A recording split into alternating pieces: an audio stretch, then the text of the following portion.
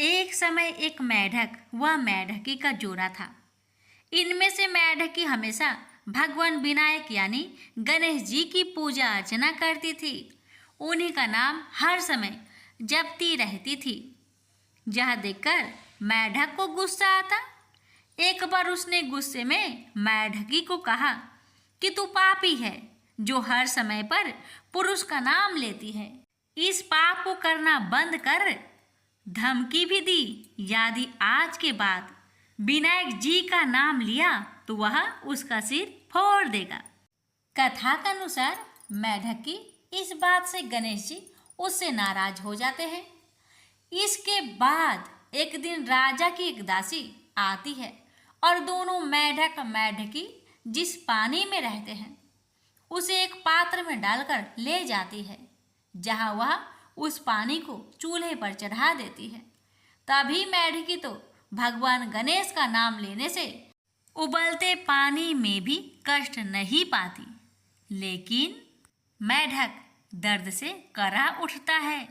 गर्म पानी में भी जब वह मेढकी को बिना कष्ट के देखता है तो वह उससे इसका कारण पूछता है।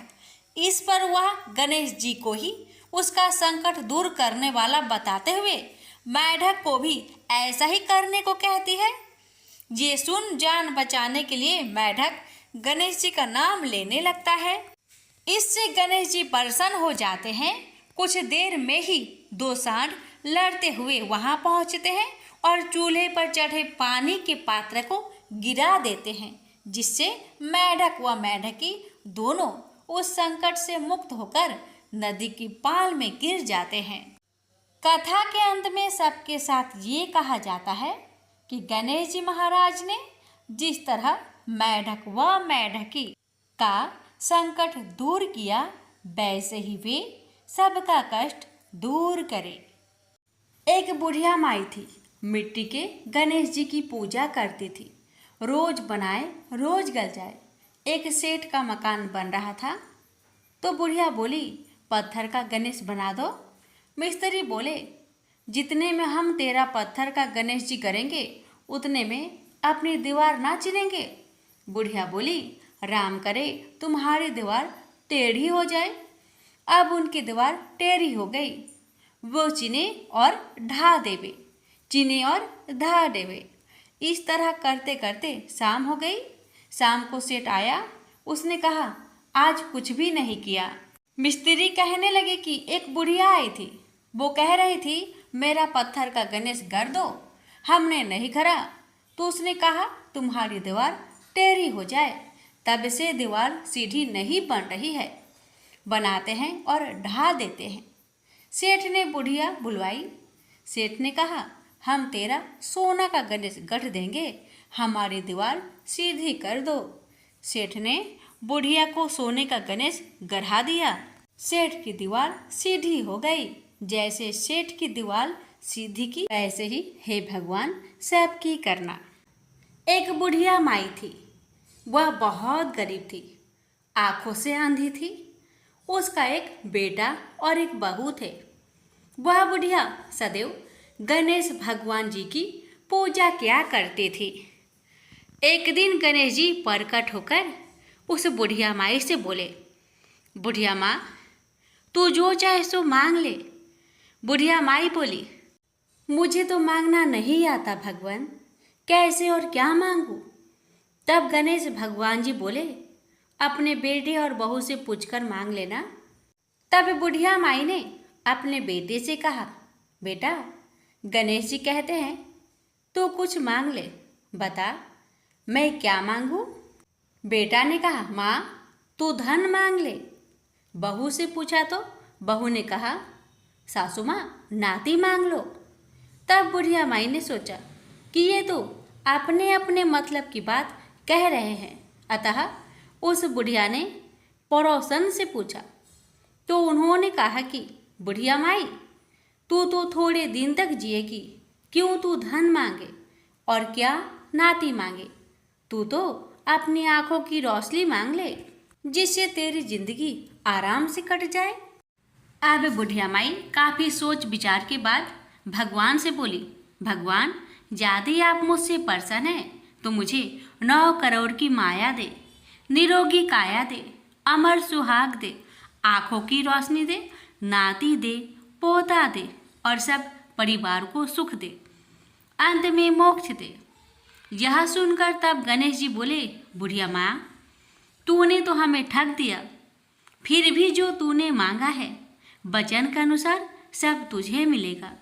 और यह कहकर गणेश जी अंतर्ध्यान हो गए। उधर बुढ़िया माँ ने जो कुछ मांगा वह सब कुछ मिल गया।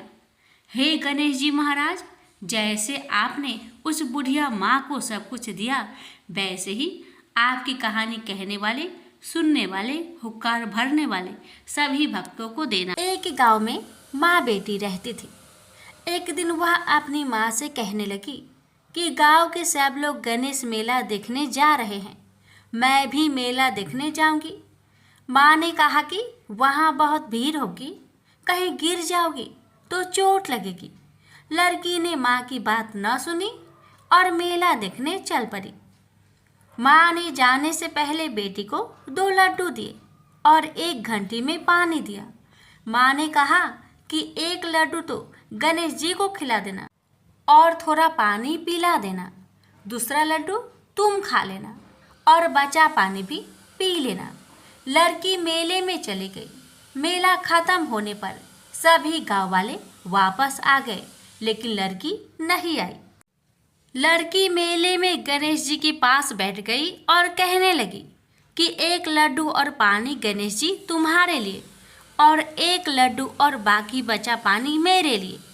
इस तरह कहते कहते सारी रात बीत गई।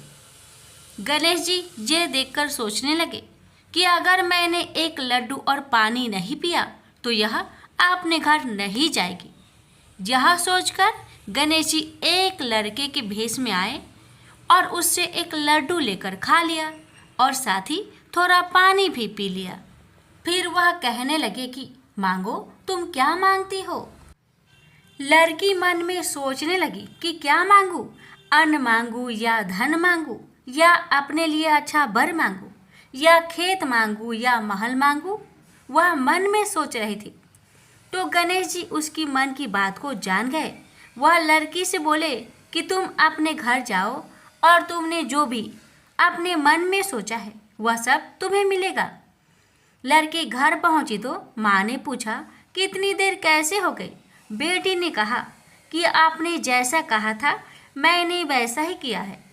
और देखते ही देखते जो भी लड़की ने सोचा था वह सब कुछ हो गया। प्रेम से बोलिए गणेश भगवान की जय। पौराणिक कथा के अनुसार एक समय की बात है कि भगवान विष्णु का विवाह माता लक्ष्मी जी के साथ निश्चित हुआ। विवाह की सभी तैयारी होने लगी। सभी देवी देवताओं को निमंत्रण भेजे गए, लेकिन भूलवश गणेश जी को निमंत्रण देना रह गया था। इधर भगवान विष्णु की बारात जाने का समय आ चुका था। सभी देवता अपनी पत्नियों के साथ विवाह समारोह में शामिल होने को आए, परंतु सभी देवी देवताओं ने देखा कि गणेश जी कहीं दिखाई नहीं दे रहे हैं।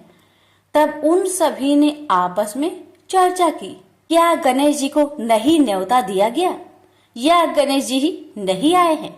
सभी को इस बात पर बहुत आश्चर्य हुआ। इस बात पर उन सभी ने विष्णु भगवान से ही इसका कारण पूछा। विष्णु भगवान से पूछने पर उन्होंने कहा कि हमने गणेश जी के पिता भोलेनाथ, महादेव और माता पार्वती को न्योता भेजा था। यदि गणेश जी अपने पिता के साथ आना चाहते तो आ जाते, अलग से उन्हें न्योता देने की कोई आवश्यकता भी नहीं थी। दूसरी बात यह है, उनको खाने में 1.25 मन मूंग, 1.25 मन चावल, 1.25 मन घी और 1.25 मन लड्डू का भोजन चाहिए। यदि गणेश जी नहीं आएंगे तो कोई बात नहीं, दूसरे के घर जाकर इतना सारा खाना पीना अच्छा भी नहीं लगता। इतना वार्ता कर ही रहे थे कि किसी एक ने सुझाव दिया, यदि गणेश जी आते तो उनको द्वारपाल बनाकर बैठा सकते थे कि आप घर की याद रखना। आप तो चूहे पर बैठकर धीरे धीरे चलोगे तो बारात में बहुत पीछे रह जाओगे। यह सुझाव सबको पसंद आ गया। तो फिर विष्णु भगवान ने भी अपनी सहमति दे दी। तब गणेश जी को निमंत्रण देकर आमंत्रित किया और उनको समझा बुझाकर घर की रखवाली करने को बैठा दिया गया। बारात चल दी। तब नारद जी ने देखा कि गणेश जी तो दरवाजे पर ही बैठे हुए हैं, तो वे गणेश जी के पास गए और रुकने का कारण पूछा। गणेश जी कहने लगे कि विष्णु भगवान ने मेरा बहुत अपमान किया है। नारद जी ने कहा कि आप अपनी मूषक सेना आगे भेज दो तो वह रास्ता खोद देगी, जिससे उनके वाहन धरती में धंस जाएंगे। तब आपको सम्मान पूर्वक बुलाना पड़ेगा। अब तो गणेश जी ने अपनी मूषक सेना को आदेश दिया, जाओ, और सेना ने जमीन पोली कर दी। जब बारात वहां से निकली तो रथों के पहिए धरती में धंसने लगी। लाख कोशिश की परंतु पहिए नहीं निकले। सभी ने अपने अपने उपाय किए परंतु पहिए तो नहीं निकले, बल्कि जगह जगह से टूटने लगे। किसी को समझ में नहीं आ रहा था कि अब क्या किया जाए। तब तो नारद जी ने आकर कहा, आप लोगों ने गणेश जी का अपमान किया, जिस कारण यह विघ्न आ रहे हैं। यदि उन्हें मनाकर लाया जाए तो आपका कार्य सिद्ध हो सकता है और यह संकट टल सकता है। शंकर भगवान ने अपने दूत नंदी को भेजा और वे गणेश जी को लेकर आए। गणेश जी का आदर सम्मान के साथ पूजन किया गया। फिर रथ के पहिए निकलने लगे और यह संकट टल गया। अब रथ के पहिए निकल तो गए परंतु वे टूट फूट गए थे, तो उन्हें सुधारे कौन। पास के खेत में एक खाती काम कर रहा था। उसे बुलाया गया। खाती अपना कार्य करने से पहले श्री गणेशाय नमः कहकर गणेश जी की वंदना मन ही मन करने लगा। देखते ही देखते खाती ने सभी पहियों को ठीक कर दिया। तब खाती कहने लगा कि हे देवताओं, आपने सर्वप्रथम गणेश जी को नहीं मनाया होगा और न ही उनकी पूजन की होगी, इसलिए तो आपके साथ यह संकट आया है। मैं तो मूर्ख अज्ञानी हूँ, फिर भी पहले गणेश जी को पूजते हैं, उनका ध्यान करते हैं। आप लोग तो देवगण हैं, फिर भी आप गणेश जी को कैसे भूल गए। अब आप लोग भगवान श्री गणेश जी की जय बोलकर जाए तो आपके सब काम बन जाएंगे और कोई संकट भी नहीं आएगा। ऐसा कहते हुए बारात वहां से चल दी और विष्णु भगवान का लक्ष्मी जी के साथ विवाह संपन्न करा के सभी सकुशल घर लौट आए। हे गणेश जी महाराज, आपने विष्णु को जैसा कार्य सरियो ऐसा कार्य सबको सिद्ध करिजो। बोलिए गजानन भगवान की जय। बहुत समय पहले की बात है। किसी गांव के बाहर एक बरगद का पेड़ था, जिसके पास ही गणेश जी का एक छोटा सा मंदिर था। गांव में और मंदिर नहीं थे, इसलिए सब लोग इसी मंदिर में आकर पूजा किया करते थे। गांव में एक भिखारी भी रहता था। भीख मांगना ही उसका काम था। गांव छोटा सा था। भिखारी को काफी भीख नहीं मिलती थी, इसलिए यह और कोई उपाय न देखकर मंदिर के दरवाजे पर बैठने लगा। सोचने लगा कि लोग यहाँ धर्म करने आते हैं और नहीं तो सही पेट भरने लायक भीख तो मिल जाया करेगी। भिखारी दिन भर मंदिर के दरवाजे पर बैठा रहता और जब वहाँ किसी को आते देखता तो शिव शिव रटने लगता। इस तरह बेचारा दिन भर गणेश जी और शिव जी का नाम जपता रहता था, मगर शाम तक उसे भीख मिलती थी। फिर 2-4 मुट्ठी अन्न और कुछ फल मूल और कभी कभी 4-6 पैसे मिलते थे। भला इतनी थोड़ी आमदनी से किसी की गुजर कैसे हो सकती है। फिर भिखारी को अपना ही नहीं बल्कि अपनी बेटी की भी चिंता करनी पड़ती थी। उसकी बेटी का नाम था कमला और वह बड़ी चतुर और बड़ी समझदार थी, मगर चतुराई और समझदारी से तो पेट की आग नहीं बुझती। उसे तो भोजन चाहिए, इसलिए कमला कभी कभी अपने बाप को भोजन पाने के लिए तंग करने लगती थी। उस वक्त भिखारी के दिल पर बड़ी चोट लगती। उसकी आंखें भर आती थी। वह चिंता के समुद्र में डूब उतरने लगता था। गर्मी के दिन थे, दोपहर का समय था। ऊपर आसमान और नीचे धरती धक धक जल रही थी। चारों तरफ सन्नाटा छा रहा था। ऐसे ही समय में महादेव पार्वती लोगों का सुख दुख देखने इस संसार में आए। चलते चलते वे उसी गांव में पहुंचे और गणेश जी के मंदिर के सामने से निकले। भिखारी उन्हें आते देख ओम नमः शिवाय की रटना रटने लगा। भिखारी की यह हालत देख पार्वती जी को बड़ी दया आई। उन्होंने महादेव जी से कहा, भगवान इस भिखारी की तरफ भी तो देखिए, बेचारा कितना दुखी है। देखिए तो कितने प्रेम से आपका नाम जप रहा है, और आप भगवान कितने कठोर है। आपको क्या इस भिखारी पर दया नहीं आई? मैंने सुना था कि लोग बड़े पापी हो गए हैं, वो देवताओं का पूजा नहीं करते, मगर नहीं, आज मुझे मालूम हुआ कि इसमें उनका कोई अपराध नहीं, सब तो देवताओं का अपराध ही है। आप इसी भिखारी को ले लीजिए। बेचारा को आपका नाम लेते लेते बरसों बीत गए, इतने पर भी अभागा पेट भर भोजन तक नहीं पाता। जब देवता ही ऐसे कठोर हो जाएंगे तब कोई काहे उनकी पूजा करेगा। अब महादेव जी को पार्वती जी की बात लग गई। भगवान बोले, देवी आप असल बात क्या है नहीं जानती, और आप जान भी नहीं सकती, क्योंकि आपका हृदय ही इतना कोमल है कि मैं कहता हूँ देवी आप जिद ना करें, जो हो रहा है उसे होने दीजिए। देवी ने एक ना सुना तो भगवान ने कहा, ठीक है, तो मैं आज इस भिखारी के लिए कुछ बंदोबस्त करा देता हूँ, जिससे इस भिखारी का दुख दूर हो जाएगा। इतना कहकर महादेव जी पार्वती जी के साथ मंदिर में पहुँचे। माता पिता को आते देख गणेश जी उठकर खड़े हो गए। उन्होंने बड़े प्रेम से माता पिता को प्रणाम किया। महादेव जी ने गणेश जी को आशीर्वाद दिया और कहा, देखो बेटा, यह भिखारी वर्षों से तुम्हारे द्वार पर बैठा है, मेरा नाम जपा करता है, मगर तुमने अब तक इस पर दया क्यों नहीं किया? अब ऐसा कुछ उपाय करो जिससे इस बेचारे का दुख दूर हो जाए।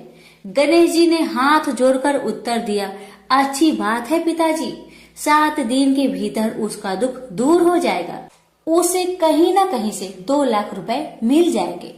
गणेश जी का उत्तर सुनकर महादेव पार्वती आगे को चल गए। इसी समय एक बनिया मंदिर में पूजा करने आया था। वह आड़ में छिपा छिपा महादेव जी और गणेश जी की बातें सुन रहा था।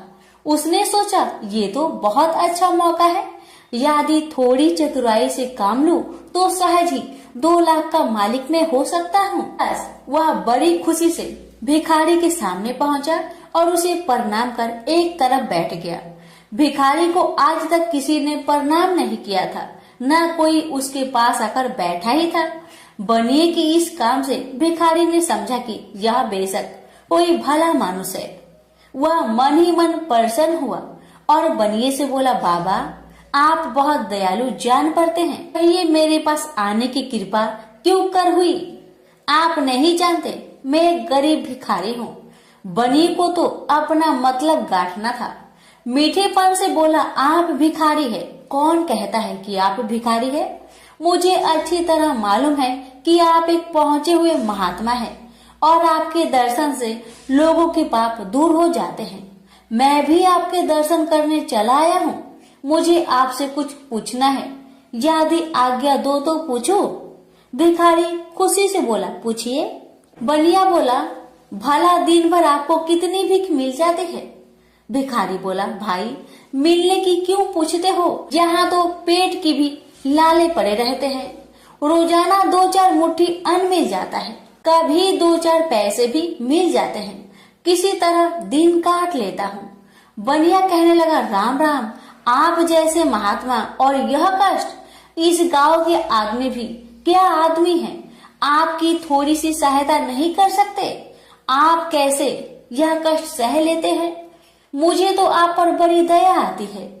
मेरे जी में आता है कि मैं आपकी कुछ सेवा करूं, पर कहने में डर मालूम होता है। भिखारी बोला, आप मेरी सहायता कर सकते हैं?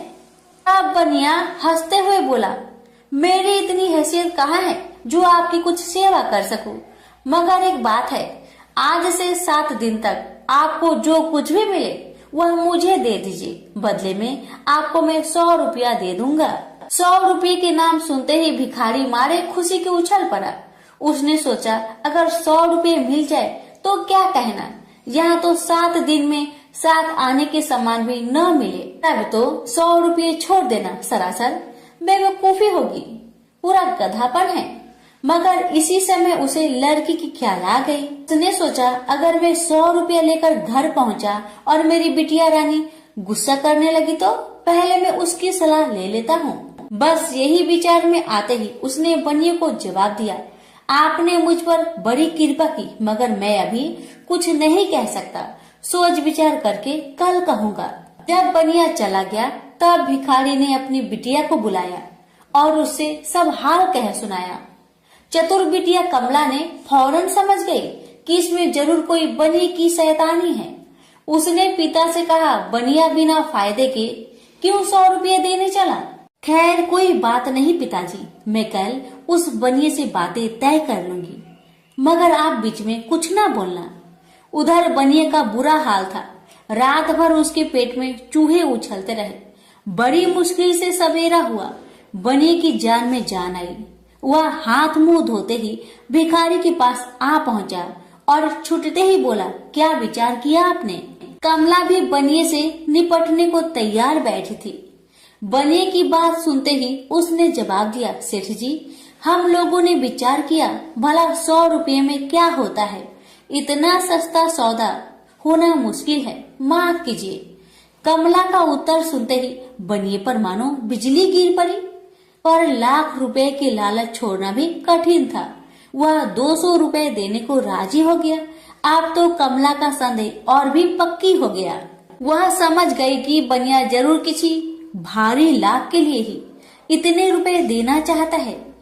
उसने जवाब दिया, सेठ जी इतना सस्ता सौदा और कहीं होता होगा? 100 दो, 100 या 1000 दो, 1000 में तो होता ही क्या है। जो चीज आप कौड़ियों में मोल खरीदना चाहते हैं वह लाख रुपए में भी सस्ती है। यह सुनकर बनिया बहुत घबराया, परंतु उसने अपनी कोशिश जारी रखी। मारे लोभ के वह अंधा हो रहा था, उसको लोभ का भूत सवार हो गया था। उसने 100 दो, 100 से बढ़कर अंत में 50,000 लगा दिए। अब कमला ने सोचा इतने रुपए थोड़े नहीं होते। अब बिटिया कमला ने सोचा इतने बड़े रकम को छोड़ना ठीक नहीं है।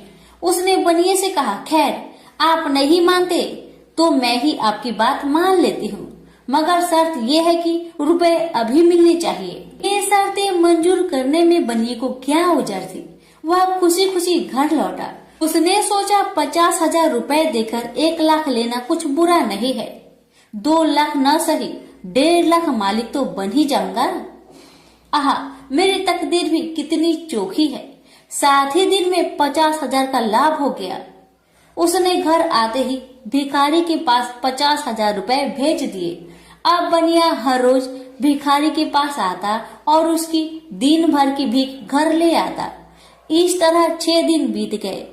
अब तो बनिए को बड़ी फिक्र हुई। 7वें दिन वह फिर गणेश जी के मंदिर में पहुंचा। उसने देखा कि आज फिर महादेव पार्वती मंदिर में पधारे हैं। बस वह दीवार से कान सटा उनकी बातें सुनने लगा, मगर यह क्या, उसका कान दीवार में चिपक गया। उसने कान छुड़ाने की बहुत कोशिश की, पर कान टस मस न हुआ।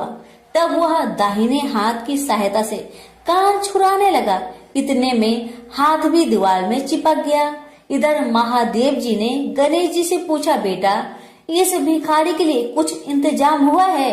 गणेश जी बोले, जी हाँ, उसे 50,000 रुपए तो दिलवा दिए हैं, बाकी के लिए बनिए को दीवार से चिपका कर रखा है। यह बनिया बड़ा लोभी कंजूस है।